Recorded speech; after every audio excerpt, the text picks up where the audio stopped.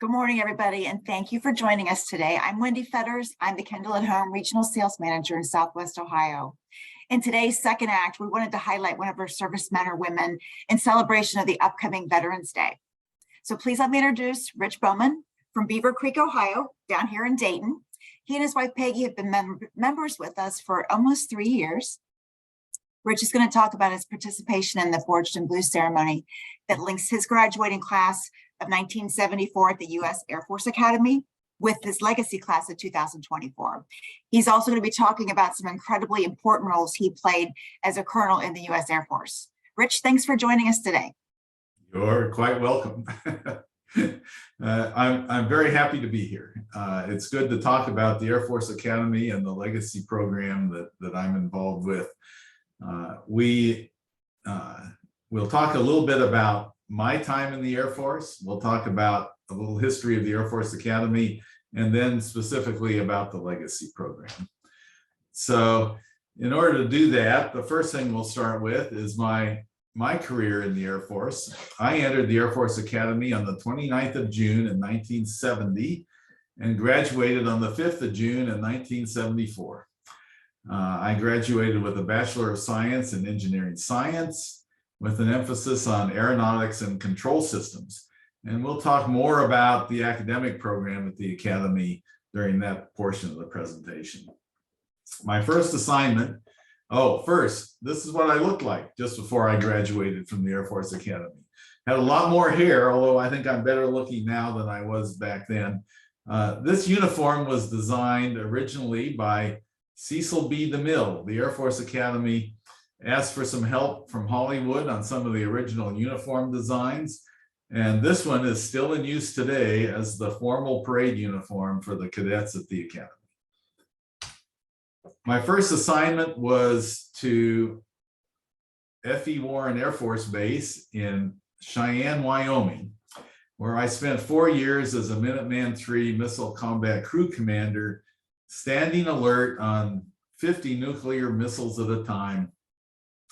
I did 400 missions under Wyoming, as I say, during the Cold War, during the 1970s. And during that time, I got to participate in a test launch from Vandenberg Air Force Base. The Air Force routinely randomly pulls a missile from alert at one of the active missile wings, transports it to California, to Vandenberg Air Force Base, and has a crew and the maintenance team from the base that was selected for the missile come to Vandenberg, set it up on alert, and launch it to verify that the systems will work as you expect them to. This is a picture of me and my deputy doing that launch from Vandenberg Air Force Base.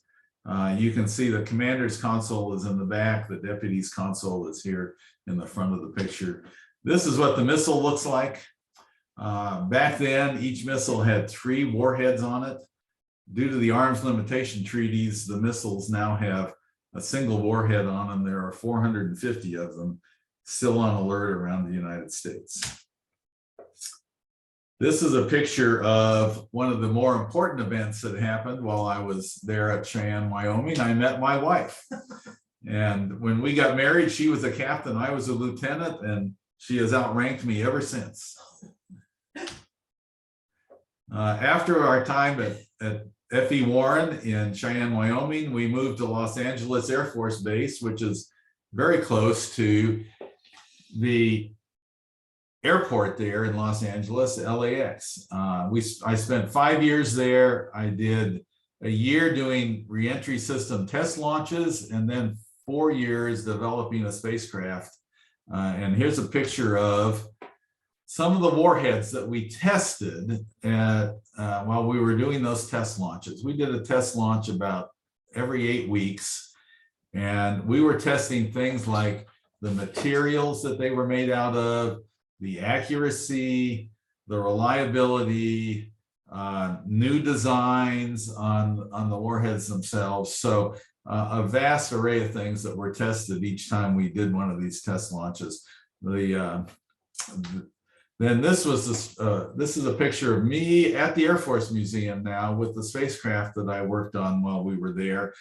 This particular spacecraft never launched for a number of reasons, lots of stories involved there. It was supposed to launch on an early space shuttle flight, and it wasn't ready. And then it was supposed to launch on a later space shuttle flight, and we had the Challenger accident. And so for various reasons, it was never launched, and it's now on display at the Air Force Museum. If you stop by here, I'd be happy to go over with you and give you a full tour. My next assignment was to Arnold Engineering Development Center in Tennessee. We did simulated reentry system and spacecraft testing, although the Engineering Development Center tested many other things also. This is a picture of it. It's the largest collection of test facilities in the free world. In the center of the photograph there is all of the test facilities. Right in the very center at the bottom of or near the trees, you can see a tall building. That was the vacuum chamber where we did spacecraft testing. It was almost 90 feet tall inside. That's 9 stories high and 40 feet across. And you could put a full-size spacecraft in it and simulate a whole mission of spaceflight with the spacecraft. Sorry, I have a little bit of a cat helping me here with this presentation sometimes.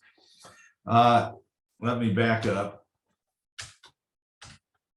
So on the left side of this picture, you can see the area that is mostly the jet engine testing facilities, and the background is the rocket engine testing facilities.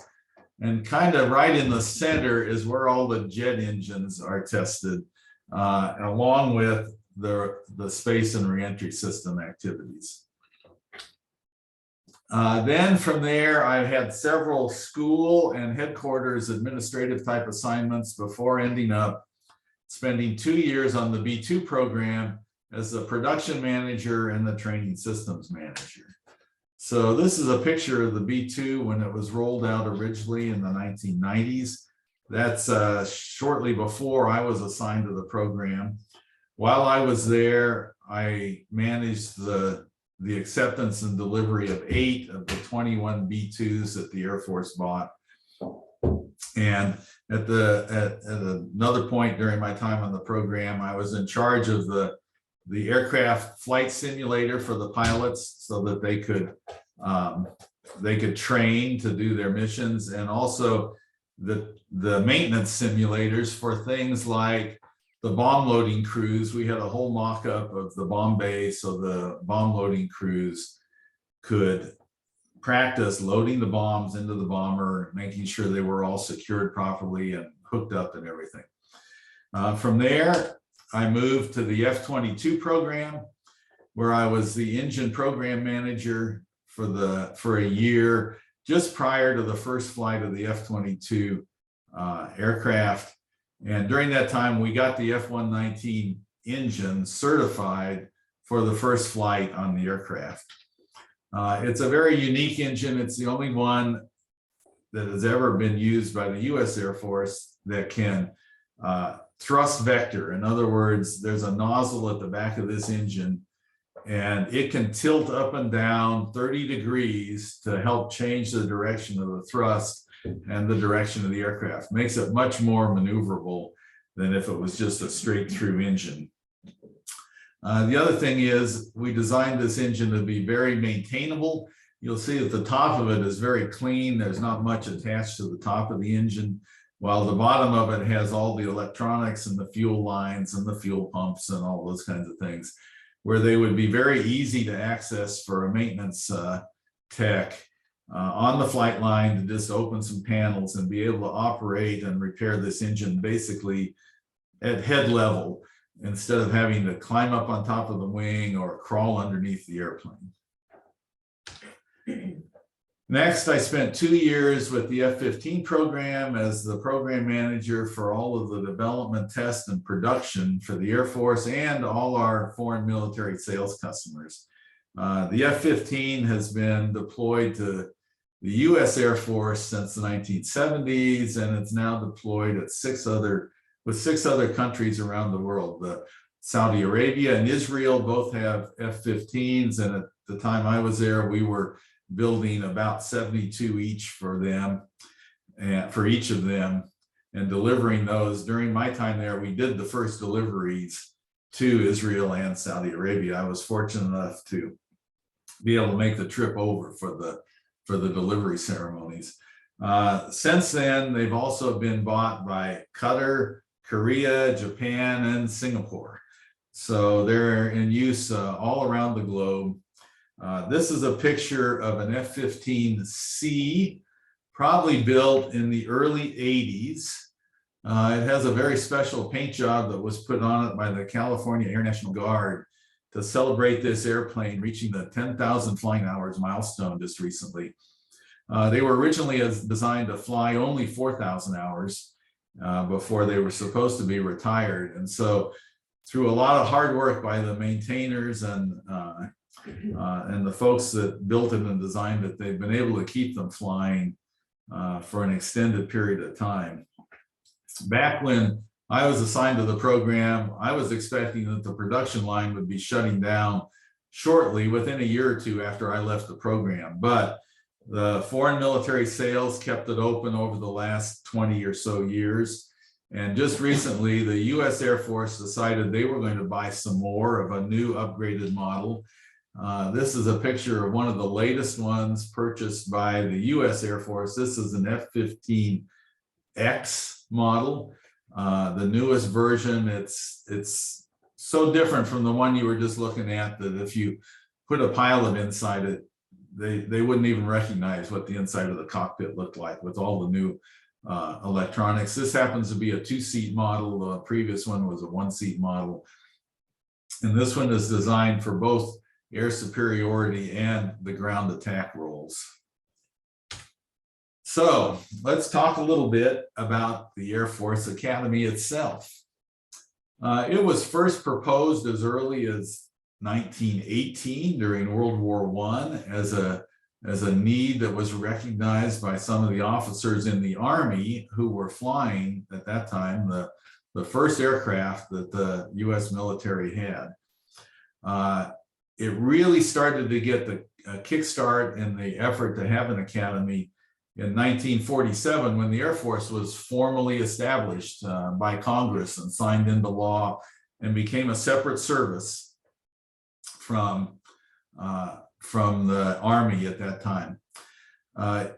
They had a big study commission that was formed in the late 1940s. It was actually chaired by Eisenhower, at that time retired 5-star General Eisenhower. He was the president of Columbia University, and it was formally then approved by Congress. And as president, Eisenhower signed the law that officially formed the Air Force Academy in April of 1954. The first class was sworn in just over a year later at Lowry Air Force Base in Denver as they began frantically trying to build the actual Air Force Academy campus. And it was completed enough, although not fully complete by any means, for the cadets to move down from Denver, from Lowry, to the Air Force Academy in August of 1958, allowing the first class, who had 217 graduates, to graduate on the 3rd of June in 1959. So the first class from the Air Force Academy graduated in 1959, over 150 years after the first class from West Point and Annapolis, roughly. So the first female cadets arrived in 1976, 2 years after I graduated.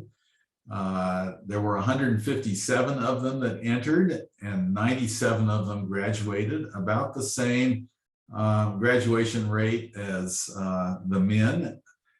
And the current cadet wing is authorized a little over 4,000 cadets. That's their maximum authorized strength. About 20% of those cadets are female, and a large minority, and they have a large minority population too. Somewhere 20 to 30% of the cadet wing comes from minority candidates that are accepted. The graduates are about 50% science, technology, engineering, and math, and about 50% in the humanities. Everybody, though, that graduates receives a Bachelor of Science degree due to the required core curriculum. For example, even if you're a history major, you have to take math, chemistry, physics, basic aeronautics, and computer science courses. And if you're a astronautics major like I was, you're required to take English, history, a language program for a year, philosophy, law. So they try to give you a broad-based education while you were there at the Air Force Academy. This is a picture of the cadet wing. I think these are actually basic cadets during basic training. They're headed down the ramp to head to the parade field for a formal parade. You can see on the wall above the ramp the 3 core values that started at the Air Force Academy: integrity first, service before self, and excellence in all we do. Those have since been adopted by the Air Force as a whole as the core values for your U.S. Air Force. Here's a picture of the Air Force Academy. This picture is a few years old. There's a couple of new major buildings that are not there in this picture. But if you look at this to kind of orient you, this is looking east from the top of the Front Range of the Rocky Mountains. To the left side or north of the picture, you can see the tennis courts, the outside basketball courts, the athletic fields, the track out there, the baseball diamond. Those 2 large buildings in the back, one is the cadet gymnasium and the other is the cadet field house. The field house has a indoor track. It has a indoor basketball arena and a hockey rink in it.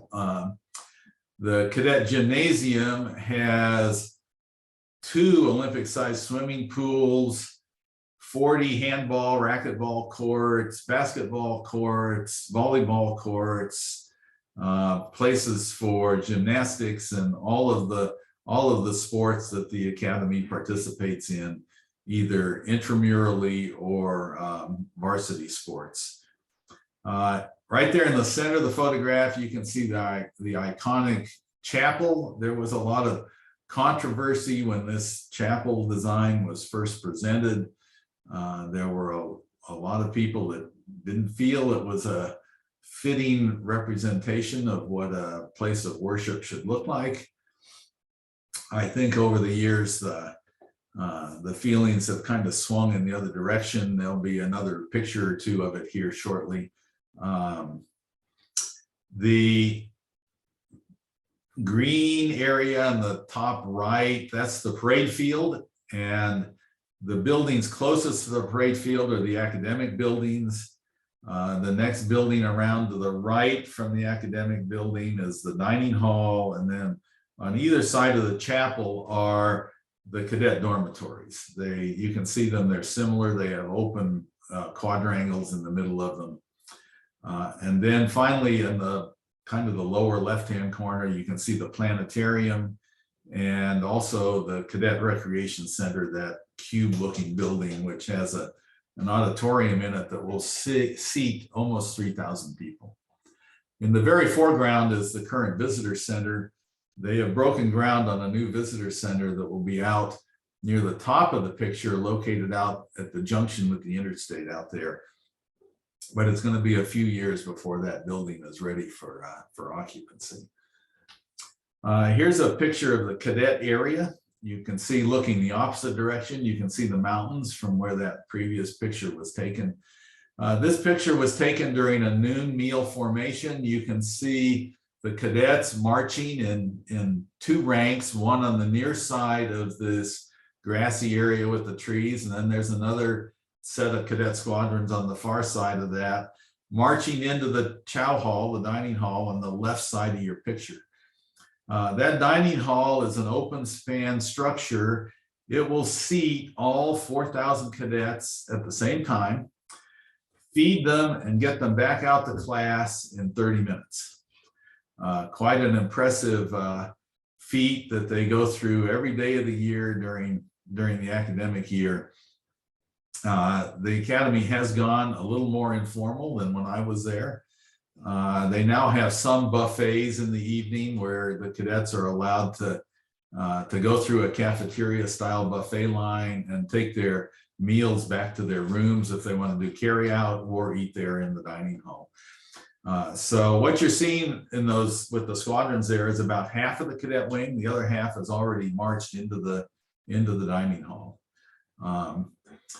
To the right of the chapel, there's a building back there that wasn't in the previous picture. That's Polaris Hall. You can see it. It's a pillar pointing up and to the right. Before I go to that, here's a picture of what the inside of the dining hall looks like. This was taken, believe it or not, at my graduation in 1974 for the graduation banquet. I happened to find this picture in a scrapbook on the dining hall balcony about 10 years ago when I opened up the scrapbook and looked at it. And I immediately saw me and my family in this picture. And so I'll give you a chance. Can you pick me out? Actually, this is unfortunately a picture of the picture, so it's not the best quality, but my family is located on the right-hand table, on the left-hand side of that table, about halfway back. You might be able to pick me out with my dark hair then and the white uniform with the black shoulder board there on that row. Here's a picture of the chapel. This is what it looked like the day my wife and I got married there at the chapel, although this picture wasn't taken that day. I think we actually had a little more snow. It happened to be the 6th of May in 1978. And this is what it looks like inside the chapel. And you can see it. It's quite an impressive structure inside the chapel. This is the main Protestant chapel, the Catholic and Jewish chapels and I'll call it a non-denominational chapel are down on the bottom floor underneath this particular worship area. This is the building I was talking about back in the last picture that was new, one of the newest buildings at the Academy. This is Polaris Hall, the Center for Character and Leadership Development, the place where the focus is on the honor and ethics and the ethical and honorable development of the character of cadets attending the Air Force Academy. It actually is quite an impressive building. That pillar points directly at the North Star, Polaris, which is supposed to be our guiding light and touchstone as we contemplate the honor and ethical challenges that we'll face as a cadet and during our Air Force careers and later in life. The Air Force Academy Honor Code says, "I will not lie, cheat, or steal, nor tolerate among us anyone who does." And when you take that oath, it's something that you take for the time that you're a cadet, but nobody takes it away from you when you graduate. It's something that you're expected to continue to live by for the rest of your life. So let's talk about the legacy program. The legacy program links each current class at the Air Force Academy with a class that graduated 50 years prior. The legacy program has been around for about 20 years, and when it first started, it was linked to the 40-year class, not the 50-year class. And so I guess one way to look at it is I've been fortunate enough to do this twice, because I got to do this with the class of 2014. And now I get to do it 10 years later with the class of 2024.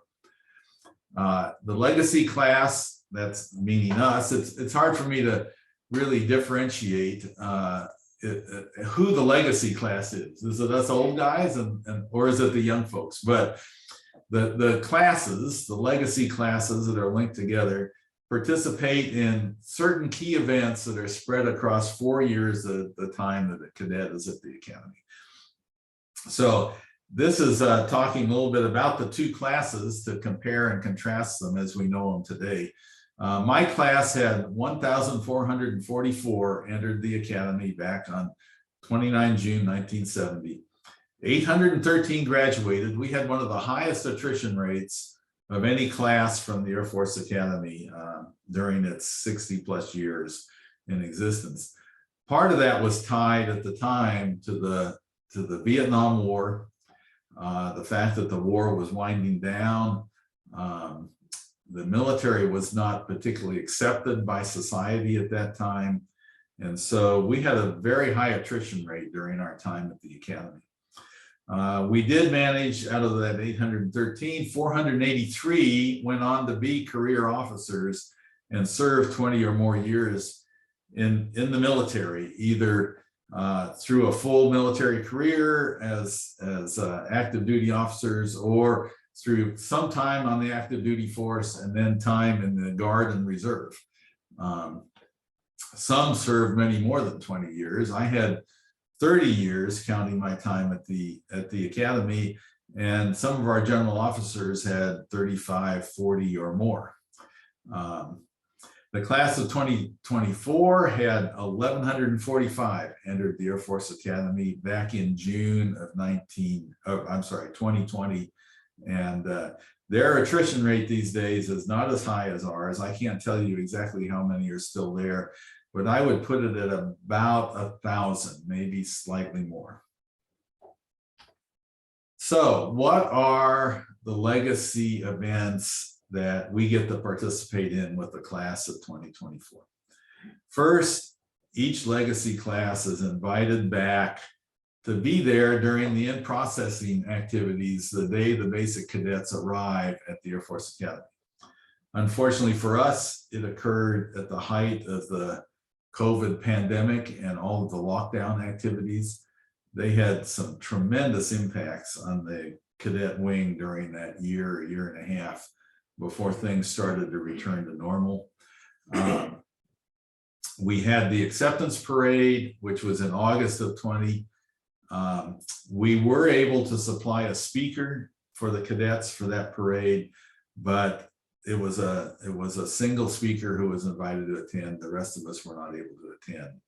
But by the time October of 21 rolled around, things were getting much more normalized, and we were able to participate with the class when they celebrated the selection of their class exemplar. This is their role model that each class picks that they would like to emulate and model their lives after as they go through the Air Force Academy and on through their Air Force careers.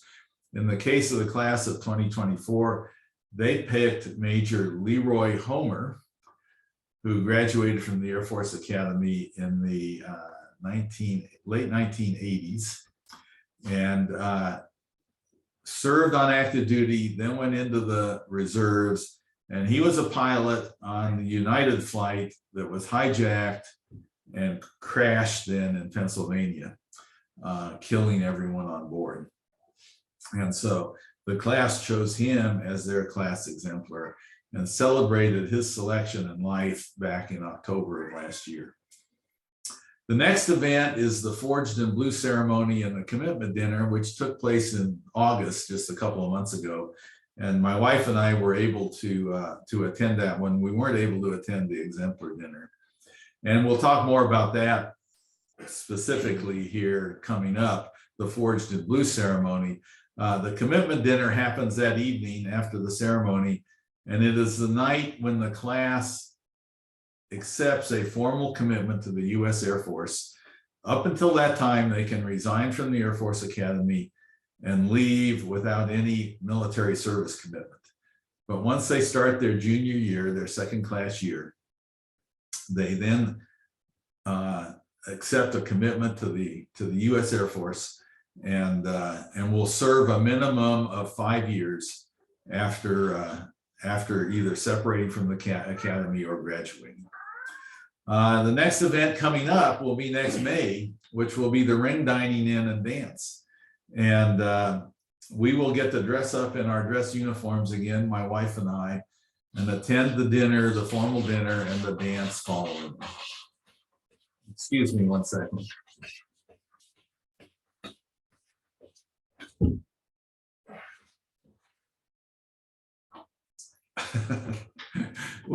I locked the cat out of the room so it wouldn't dance on my keyboard, and it was expressing its displeasure with being locked out. 100th night is the next event that we will get to participate in. It's 100 nights before graduation for each class. At that time, the cadets find out what their initial Air Force assignment will be. And it, as you can imagine, is quite a big deal. And there's a lot of celebrating going on as they figure out what they're going to be doing. At the present time, now, as you may have heard, the United States has a U.S. Space Force also. And the Air Force Academy graduates Space Force cadets and Air Force cadets. And so everybody will be finding out what their new assignments are going to be. Then finally is graduation. That will be after Memorial Day in May of this coming 2024, where the cadets graduate. They are commissioned as Air Force officers, as second lieutenants, and my class, as a legacy class, is there to present their graduation bars for their commissioning, their second lieutenant bars for commissioning. So let's talk about Forged in Blue. Several years ago, 6 years ago to be precise, I think, the Air Force Academy started accepting donated rings and melting them into an ingot to be incorporated into rings from the class that will follow on from that point on. So each year, these donated rings are melted into 2 ingots, and they are in turn, like I say, melted into the gold of the following class's rings. The ceremony is conducted with a presentation of its ring and its history by the ring's representative, whether it's the owner of the ring or the family of the owner of the ring, or somebody from my class representing somebody who was not able to be there. And cadets from 2024 were there to observe and participate. We had 40 cadets there to watch as we did the ring melt this year. Excuse me.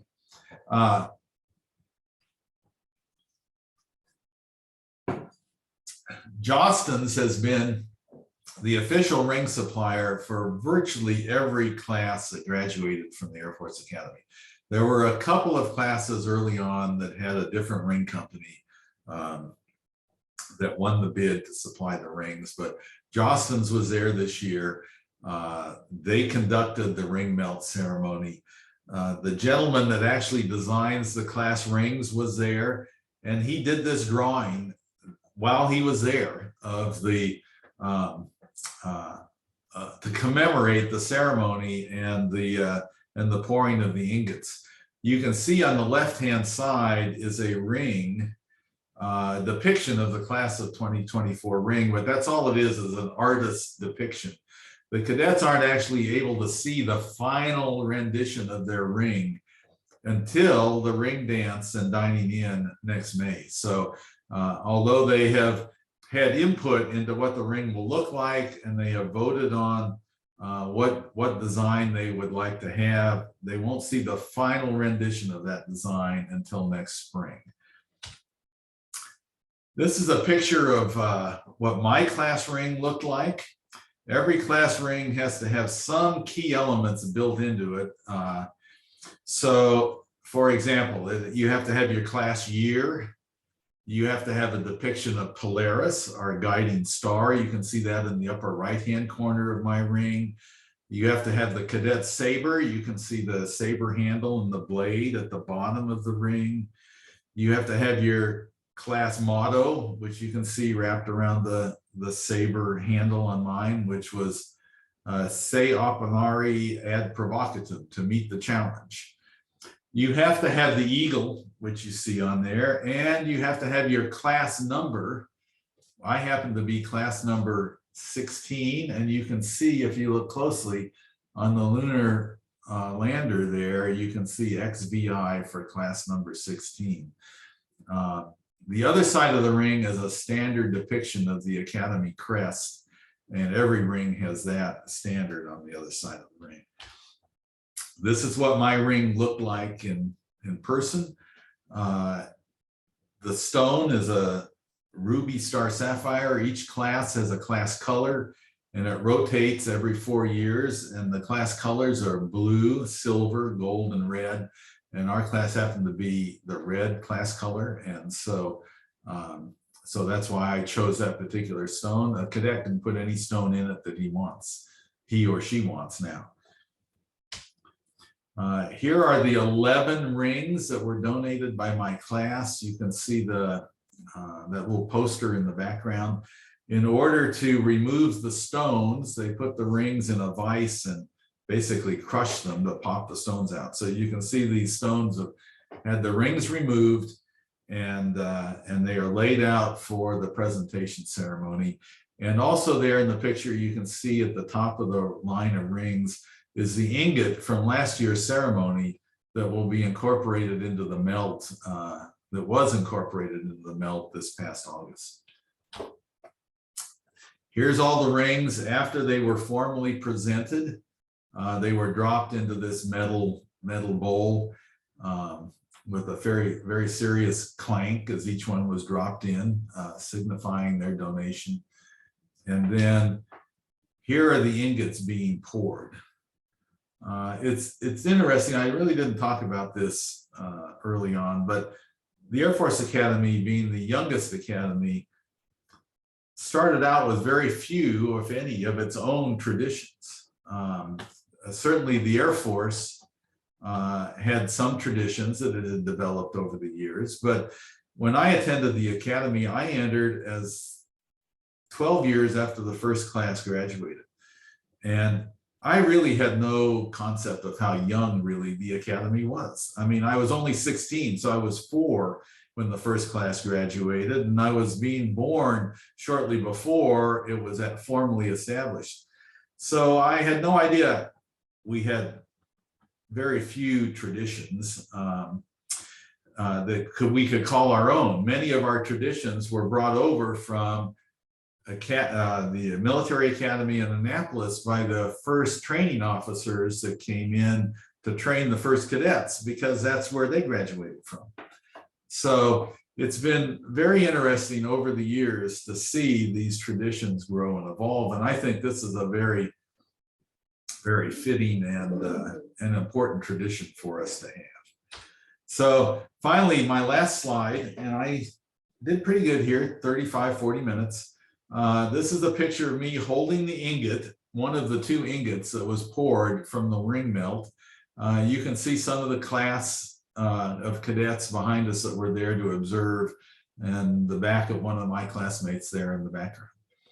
So with that, I will see if I can stop the screen sharing. If I can figure out how to do that. Stop the share. You got it. Go back and throw it open to anybody who might have some questions for me. Rich, that was great. Thank you so much. Thanks for Sure. talking about the Air Force Academy and just your experiences. There were so many of them, so many experiences. Yeah, there were many more too. If anybody has questions, we have a Q&A box on the bottom. Please feel free to add those. And I have one right off the bat. Okay. My first question was, I studied. Go ahead. well, I just read before today that only 12% of the people that apply for the Air Force Academy are accepted. That is very exclusive. That it's a very desirable. I think it's a very desirable college, and the application rate reflects that. I feel very fortunate that I was able to be accepted. The Academy looks at many things as they're looking at candidates. Everybody that attends has to meet a minimum level of qualification, obviously. And then you have to be nominated by a U.S. senator or representative. There are several other categories, but a vast majority come from that pool. Each representative and senator is allowed to have 5 cadets at each Air Force Academy at any one time. So some years a senator may have nobody to nominate. If they have 5 current cadets at the academy and nobody graduating, they may not be able to nominate anybody, or theoretically, some years they may have 5 nominations if they have 5 cadets graduate or resign or leave for whatever reason. So it varies every year, but every year the Academy tries to bring the cadet wing back up to its authorized strength of a little over 4,000 cadets. And so the graduating class size, the incoming class size varies each year, so that they try and maximize the number of cadets. And then over the course of the year, they graduate, obviously, about 1,000. They have attrition of 200, 300, 400, whatever it is, 150 now maybe. And so every year they bring in, right now, 1,100 to 1,200 cadets, and they graduate somewhere in the 900 to 1,000 range. And they try to bring in a variety of cadets. So they, for a variety of reasons. So they'll bring in some that are extremely academically qualified. They'll bring in some athletically qualified cadets, that they expect to make the football team or the basketball team, all having to meet basic academic physical fitness standards, those kinds of things.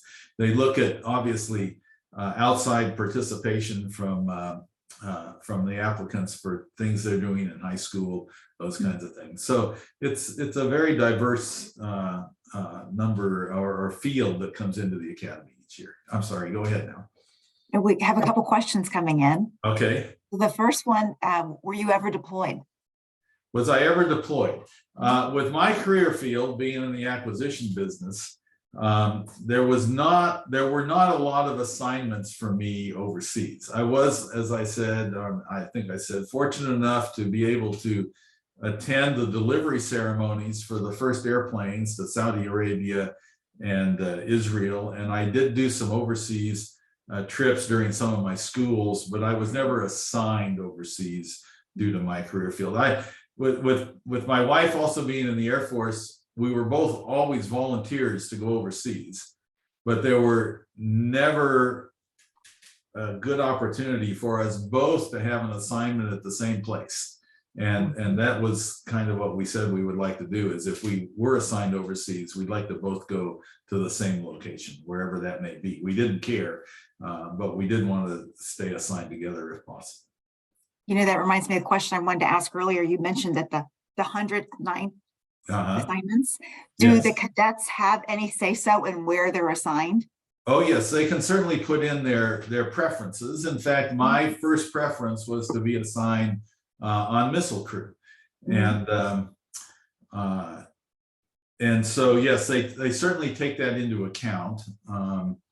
But I'm sure they have more people nowadays that want to be pilots and fly than they have pilot slots available. So everybody's not going to get selected to go to their first assignment.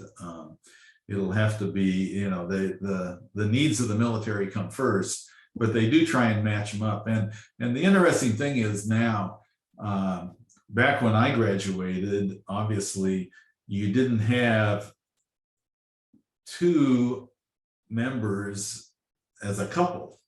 There were no females in my class. So people who were graduating and getting married right away or whatever, their wife was going with them. She was a civilian. They were going wherever he was assigned. Now it's not uncommon for cadets in the class to be engaged to each other. You're not allowed to marry until after you graduate, but many of them then marry immediately after graduation, and the Air Force is taking some of that into account during the first assignment cycle to try and get them co-located as they graduate from the academy. Okay. Another question that came in is, what do you think the biggest impact the military has had on you? Oh, I'm participating in many of these programs because I really feel that I owe much of my success, both in the Air Force and in life, to the experiences I had at the Air Force Academy. Particularly, I would emphasize, at least in my case, the ethics and honor training that we were exposed to, and when what was expected of us at the time that we were there. I happened to be my squadron ethics rep during the time I was there. Each squadron had an ethics rep that coordinated ethics training and those kinds of things. And they had an honor rep who did the same thing, who did coordination on training for honor related activities. So I would say that between the education that was given to me, the emphasis on honor and ethics, and then during my Air Force career, the follow-on educational opportunities I had. While I was on missile crew, I was able to get a master's in business administration, which worked very well then in my time as a program manager for the Air Force. I picked up another master's degree during my senior service school years, 20 years after I graduated. And so all of that, I think, contributed to just everything that I've enjoyed and been able to achieve in life. It's wonderful that you can still go back and participate in some of those. It is. There's so few, it seems, that did that. Was there, you said 11 rings?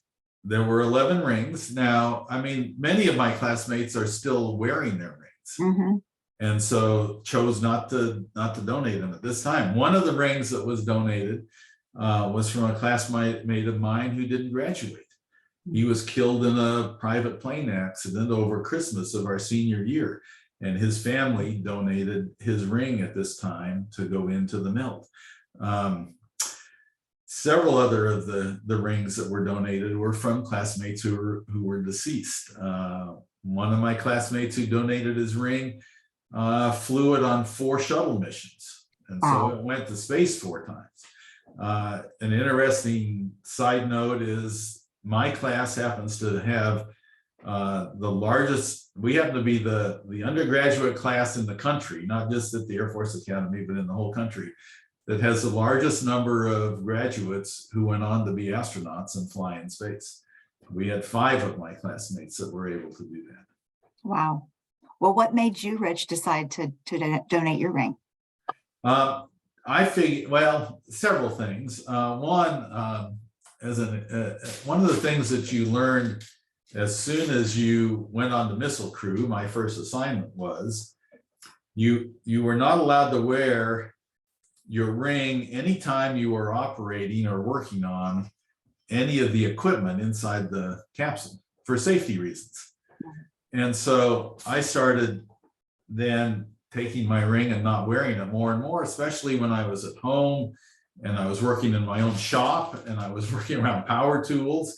And so it became more of something I wore at formal occasions as opposed to a day-to-day thing that I wore. And my wife has been very understanding about that, because you can see I don't have a wedding ring on either, because that had to come off too anytime that this was going on. And so I just decided it was better to donate it now while I could participate in the ceremony. I mean, I'd always meant to donate it back to the Academy at the appropriate time. And this just seemed like the appropriate time, as opposed to waiting for some time, who knows how far in the future, when I wouldn't be there to be able to participate in the ceremony anyway. Great reason.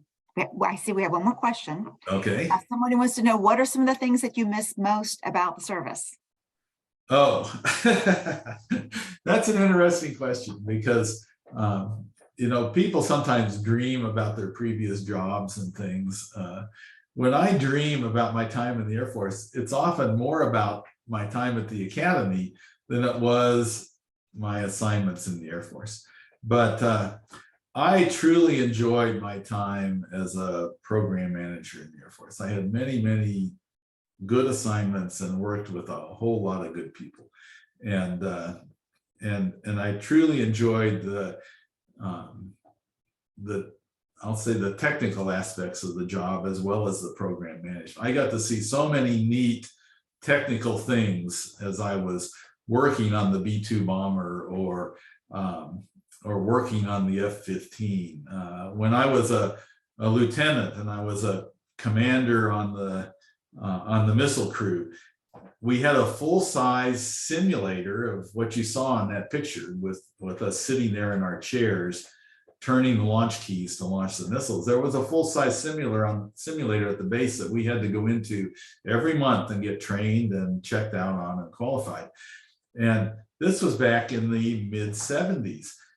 And I think of it as the first computer game I ever had in my life, because it was fun. I mean, it was fun for me to sit there in that simulator and have them throw equipment problems at you or whatever, and have to go through with your deputy, figure out what was wrong, what you needed to do to solve it, and get it solved in a timely fashion. And so for me, it was just lots of the technology and the management, and I worked with so many good people that Peggy and I are still in touch with so many of the people we met in the Air Force during our careers. Oh, I see one more question that came in. This is right. an interesting one. I want to know the All answer to this one.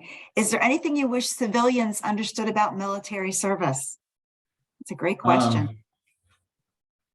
You know, that is an interesting question.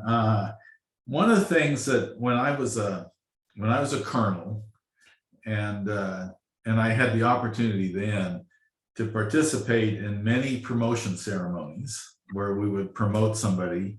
And anytime the military does a promotion ceremony, the individual being promoted reaffirms their oath of office. And so during your career, there are multiple times that you take your oath of office to support and defend the Constitution of the United States. And when I was doing retirement ceremonies, then I would remind the people that oath of office that they took when they were last promoted was not being taken away from them when they retired. They got a new ID card, a retired ID card, but they still had this oath of office that they had sworn to the United States that goes on for the rest of their lives. And I'm not sure many civilians truly appreciate the depth of commitment that the military puts in anytime that they start their career and each day when they put their uniform on and go to work. Thank you very much. Thank you for your service. Sure. Stephanie's asking a question. She says, do you still eat quickly? Trying to fit everything in 30 minutes like in the mess hall. The answer is I'm trying to slow down, and I think I have successfully over the last almost 50 years. Yes, when I was there going through basic training, there wasn't much time to eat. And you were only allowed, I don't know, 3 or 4 chews before you were supposed to be able to swallow and answer any question while you were dining. They've backed off on a lot of that, which I think is a good thing. Surprisingly enough, most cadets back then, when they got to basic training and they spent the 8 weeks that summer, most of them lost weight. Surprisingly enough, I actually gained weight. I was such a skinny little thing back then that having 3 square meals a day, even if I had to eat them fast, and all the exercise, I put on 10 pounds. I only weighed 140 pounds when I reported to the academy at 6'3". So you can imagine that there wasn't a lot to me. So I put on 10 pounds during basic training. What did you weigh when you graduated? 150 pounds. Okay. A lot less than I weigh now. We have a few more minutes for any other questions if anybody has anything. Anybody want to hear stories? Now's your chance. I want to hear the story how you and Peggy met. You want to hear how Peggy and I met? I'll try not to embellish it too much. I had been assigned at F.E. Warren in Cheyenne, Wyoming for 2 years after I graduated. And Peggy had been assigned in Alaska to a remote assignment in Alaska. She was actually commissioned 2 years before I was, and spent 3 years in Montgomery, Alabama, and then was chosen for an assignment in Alaska as the first military woman at this remote assignment base, operating the radio and TV station there for this base. And so she was a groundbreaker in her own right there, and spent a year in the interior of Alaska at Galena Air Force Station with about 240 other guys. And she was the radio and TV station manager and had three or four techs working for her. And they would get the Sunday football game flown in on Tuesday on film, loaded on the projector, and broadcasted over the TV station there so that everybody at the base could watch the Sunday football game. Or this week's sitcoms, they'd get them 3 or 4 days later, a week later, whatever.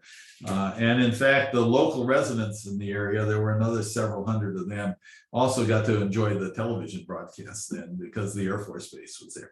So she was assigned back to F.E. Warren. She wanted an assignment in the southwestern United States, and that's as close as she could get. And so she ended up in Wyoming. And we were both living in the bachelor officers' quarters, and there was another nurse living in the quarters who thought there were a bunch of new people in the quarters that needed to meet each other. So she had a big spaghetti party, and that's how Peggy and I met. It was the 29th of December in 1970. I'm sorry, September in 1976. Oh, that's very romantic. I think we need to have Peggy on the next second act series. Well, she certainly has some interesting stories of her own to tell. I'm sure she does. Well, I think we are out of time today.